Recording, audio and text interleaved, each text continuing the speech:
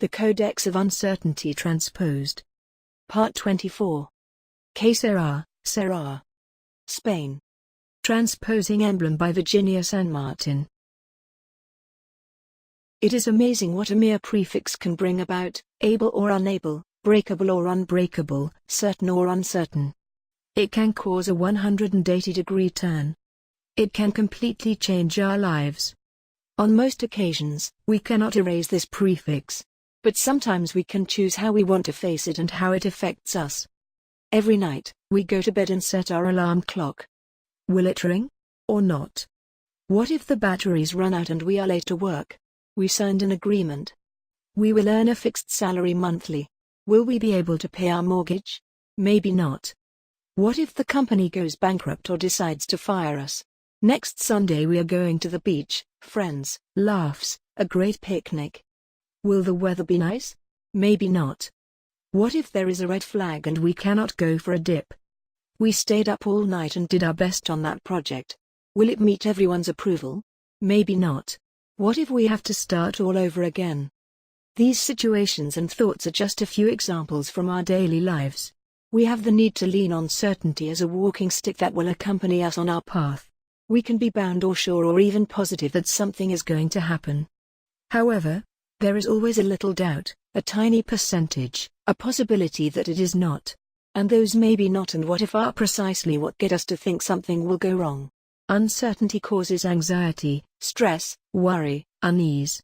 Possible rain on your wedding day or getting guests' congratulations on your menu may seem to be silly cases, although they are very important for many people. But what about a response to therapy or having enough water to supply a can or accepting a presidential election's results? Whatever the case may be, the main thing is, don't allow uncertainty to become grief. The solution is in our hands. Just ignore the and focus on the other side. Try to change a no to a yes. Will it work? Maybe yes. Are you still thinking about this tiny percentage of probability? Well, let's find a plan B. Obviously, we can't be sure that this plan B will work either. It might not represent that walking stick we need. However, we could see things in a different way. We can make uncertainty become hope instead of fear. Just death is certain in our lives. That is a well-known saying in Spain. Despite the fact that it means we are surrounded by uncertainty, it is used to encourage people. I would buy a lottery ticket but I won't win. I would send my CV but I won't get the position. I want political change but my vote won't change anything. Don't be in doubt. Buy it, your ticket can win. Send it. There is a chance you'll get the job. Vote, it can make a difference.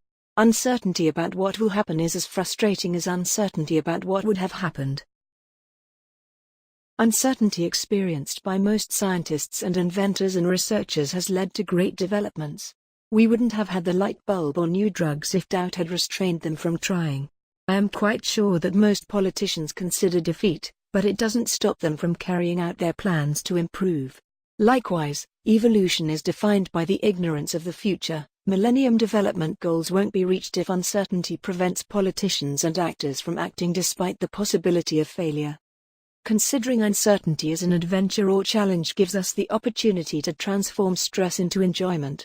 Uncertainty about what will happen next must lead us to live and enjoy everything and every day as the last and the best one, trying and accepting everything that may come. Would you watch a football match if you knew the result? Would you read a thriller if you knew who the killer is? And we can also gain strength. We can be ready for what may come. A close friend of mine suffers chronic pain. There are good and bad days. She goes to bed every night uncertain as to whether or not she will feel pain the next day. Maybe not. Great. Maybe yes. What if the pain only lasts until the afternoon? I had the chance of writing about uncertainty. Apart from personal insecurities, I was not sure if my text would be selected, and if it was, I was not sure if I would be able to do it well or meet the expectations. I was about to not do it. I didn't know if I would be able to express what I wanted to say, if people would read it, if they would like it or think it is complete nonsense. But finally, it didn't prevent me from trying, despite everything. Most of us live in Doris Day's eternal question, ¿Qué será, será? And it has no answer, or rather, it doesn't have just one answer. That's so exciting. Isn't it? Always feeling these butterflies in your stomach.